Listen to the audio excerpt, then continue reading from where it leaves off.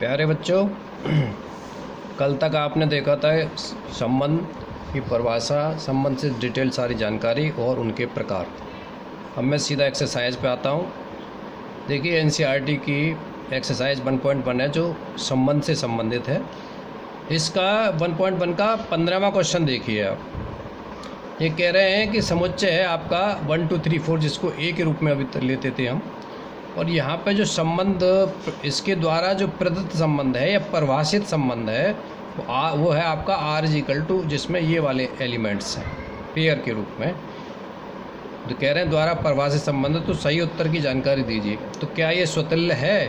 तो देखिए स्वतुल्य इसलिए है क्योंकि इसके जो एलिमेंट है 1 तो 1 1 इसमें मौजूद है कि नहीं, 2 2 इसमें मौजूद है कि नहीं, 3 3 इसमें मौजूद है कि नहीं, 4 4 इसमें मौजूद है कि नहीं है, इसलिए ये स्वतुल्य हो गया।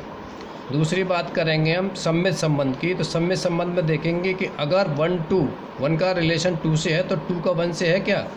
2 का रिलेशन आपका 1 से नहीं है, इसलिए सम्मित नहीं हुआ, सम्मित नहीं है ये। ठीक, अब देखेंगे हम संक्रमक संबंध है कि नहीं है।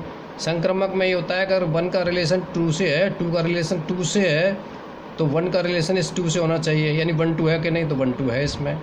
इसके अलावा हमें आपके यहाँ देखेंगे 1 का रिलेशन 3 से है और 3 का रिलेशन 3 से है, तो 1 का रिलेशन 3 से है कि नहीं है, तो 1 का रिलेशन 3 से नहीं है, इसलिए संक्रमक नहीं हुआ। ये संक्रमक है कह रहे हैं। अब ये देखना है यहाँ पे गलती हो रही है कहीं। 1 का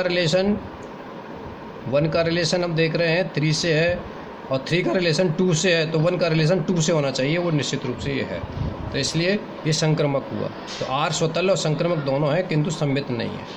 अब मैं आपको यहाँ पर क्वेश्चन नंबर 8वां लेता हूँ इसी एक्सरसाइज का। 8वें क्वेश्चन में ये कह रहे हैं कि साफ सिद्ध कीजिए कोई सेट A है और इससे प्रदत्त एक हमारे पास रिलेशन है AB such that mod A-B सम है। द्वारा प्रदत्त संबंध R एक तुल्यता संबंध है, इसमें एक तुल्यता संबंध है। तो तुल्यता संबंध कैसे प्रूव करेंगे? देखिए तुल्यता संबंध प्रूव करने के लिए सबसे हमारे पास R= ये कह रहे हैं कि mod A-B इवन है। तो हमेशा आप सबसे पहले रिफ्लेक्सिव प्रूव करेंगे। रिफ्लेक्सिव कैसे प्रूव करेंगे?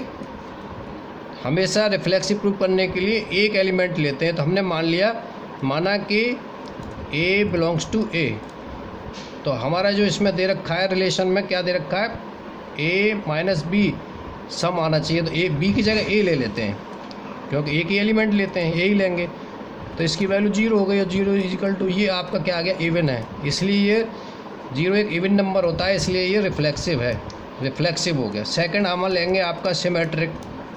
ये चेक करेंगे क्या सिमेट्रिक रिलेशन इसमें है। तो देखिए हम A और B इसके लिए 2 एलिमेंट लेते हैं, 2 एलिमेंट A और B। माना A और B हमारे कोई 2 एलिमेंट हैं सेट A के। तो आप देख रहे हैं यहाँ पर A-B एक क्या है, सम संख्या है, सम। तो इसमें से अगर आप माइनस कॉमन ले लें तो ये B-A हो जाएगा, ठीक है। और इसकी वैल्यू मॉड में माइनस की वैल्यू जब बाहर निकलती है तो B-A हो गया, ये भी सम हो गया। इसका मतलब ये है कि जो A-B का रिलेशन R से था वही रिलेशन हमारा B का A से आ गया, इसलिए ये आपका सिमेट्रिक संबंध हो गया, सिमेट्रिक है। तीसरे नंबर पे आता है हमारा ट्रांजिटिव। ट्रांजिटिव में देखते हैं 3 एलिमेंट लेते हैं। तो A सेट में से 3 एलिमेंट, माना कि 3 element A-B-C belongs to A, मान लिया ये भी लेट। तो हम ये देखेंगे कि क्या mod A-B, अभी आपने देखा दे रखा है सम है, तो mod B-B भी सम होगा। अब हम क्या करेंगे, इन दोनों को जोड़ देंगे, और जोड़ने के पश्चात जो आएगा वो ये आएगा कि mod A-B plus mod B-C, mod A-B plus B-C देखिए इसकी वैल्यू A-B आ गई प्लस इसकी वैल्यू B-C आ गई, ये आ गई A-C, और इसको लिख सकते हैं हम mod A-C, तो ये भी सम आ गया। तो इस प्रकार से हम देख रहे हैं कि जो रिलेशन A से B का रिलेशन था, जो रिलेशन B से C का था R में, वही रिलेशन हमारा A का C का आ गया, A से C का आ गया, बिलोंग्स टू R। या ऐसे लिख सकते हैं A related to B and B related to C that implies A related to C, A related to C. तो ये ट्रांजिटिव रिलेशन, ट्रांजिटिव भी रिलेशन इसमें हो गया। इसका मतलब ये है कि ये तुल्यता संबंध है, इक्विवेलेंस, इक्विवेलेंस रिलेशन इसमें है, तुल्यता संबंध है। अब मैं आपके सामने एक और एग्जाम्पल लेता हूँ, बहुत अच्छा एग्जाम्पल है, सिद्ध कीजिए कि 11वां क्वेश्चन है, एनसीईआरटी का है, आपकी एक्सरसाइज का है। इसमें देखिए क्वेश्चन में गलती ये है कि यहाँ पे देना किसी समतल में स्थित बिंदुओं के समुच्चय में, ए नहीं दे रखा है, ये ए यहाँ पर कर लेना, पढ़ा लेना। R is equal to P Q such that P की मूल बिंदु से दूरी बिंदु क्यू की मूल बिंदु से दूरी से समान है। तो हम कैसे, द्वारा प्रदत्त संबंध आर एक तुल्यता संबंध है, ये सिद्ध करना है। और दूसरा ये भी सिद्ध करना है, ये बाद में बताऊंगा, मैं पहले ये बता देता हूँ। देखिए इसमें ये कहा गया है कि मूल बिंदु से दूरी, मूल बिंदु से जो दूरी है आपकी, जैसे ये है आपका, ये पी बिंदु है आपका, मूल बिंदु ये है आपका। अभी इसको मत मानिए कि सर्किल है ये। तो पहले, सबसे पहले रिफ्लेक्सिव देखेंगे हम। रिफ्लेक्सिव देखने के लिए सबसे पहले क्या करेंगे कि पी बिंदु ले लेंगे, केवल अकेला P. P belongs to capital है, तो हम यहाँ पे देख रहे हैं ओ पी, अब त्रिज्या समान होती हैं, O P is equal to O P, यानी पी का संबंध पी से ही हो गया। इसका मतलब पी बिलोंग्स टू आर, इसका मतलब ये रिफ्लेक्सिव हो गया। That implies R is reflexive, reflexive. Second देखना हमें सिमेट्रिक है कि नहीं। सिमेट्रिक देखने के लिए क्या करेंगे, अब हम दो बिंदु ले लेंगे, एक बिंदु और ले लिया आपने कोई क्यू ले लिया। तो यहाँ पर P माना, यहाँ लिख देंगे माना P आपका A का एलिमेंट है, Q भी A का एलिमेंट है। तो क्या होगा, यहाँ पर हम देख रहे हैं OP त्रिज्या OQ के बराबर होगी, या इसको हम ऐसे लिख सकते हैं OQ is equal to OP। इसको इधर लिख दिया, इसको इधर लिख दिया, क्या फ़र्क पड़ता है। इसका मतलब ये है कि QP बिलोंग्स टू R।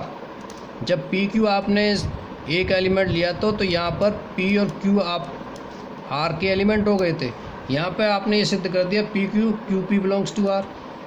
तो क्या यहाँ से प्रूव हुआ आपका, ये प्रूव हुआ कि PQ का रिलेशन शो कर देता है QP का रिलेशन से, बिलोंग्स टू R। इसका मतलब जो है ये हुआ कि R आपका सिमेट्रिक होगा। तीसरा पॉइंट है आपका ट्रांजिटिव। ट्रांजिटिव में जैसे मैंने बताया ना 3 पॉइंट लेते हैं, तो मान लो तीसरा पॉइंट P Q और एक आपने V ले लिया, ये तीनों एलिमेंट A के हैं, मान लिया आपने ये तीनों एलिमेंट इसके हैं। तो क्या हो जाएगा, PQ बिलोंग्स टू R और इधर QB बिलोंग्स टू R हो जाएगा।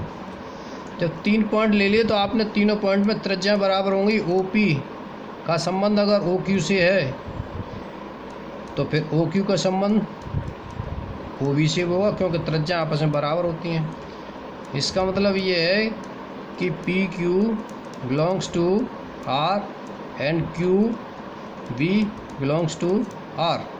क्योंकि इससे ये सिद्ध हुआ कि OP OQ को इक्वल है, OQ OB के इक्वल है, तो OP OB के इक्वल होगा, OB OB के इक्वल होगा। इसका मतलब ये है कि PQ belongs to R and QB belongs to R, this implies PB belongs to R। तो इससे ये ट्रांजिटिव सिद्ध हो गया कि ये संक्रमक संबंध है आपका। इस प्रकार से तीनों रिलेशन इसमें आपके पाए जाते हैं। अब आपकी सेकंड बात आती है, कह रहे हैं कि पुनः ये सिद्ध करिए कि पॉइंट P से संबंधित सभी बिंदुओं का समुच्चय P से होकर जाने वाले, P से होकर के जाने वाले जितने भी पॉइंट्स हैं, आगे जितने भी पॉइंट्स हैं, एक वृत्त को निरूपित करता है। अब आप इसमें ये देखिए कि यदि Q इस तरह से मूव करता है, इस तरह से मूव करता है आगे की तरफ, कि उसकी डिस्टेंस मूल बिंदु से वही हो जो P के बराबर है। जो इसकी Q इस तरह से मूव करता है आगे कि उसकी मूल बिंदु से दूरी वही है जो मूल बिंदु से P की दूरी है। तो इसका मतलब ये होता है कि जो P का रास्ता होगा, जो रास्ता तय करेगा P, यानी path traced by P will be circle. जिसका सेंटर क्या होगा 0 0 होगा। यानी Q द्वारा तय किया गया जो पथ है, जो बिंदु पथ है, वो आपका एक सर्किल होगा। यही बात हमें प्रूव करनी है। Thank you.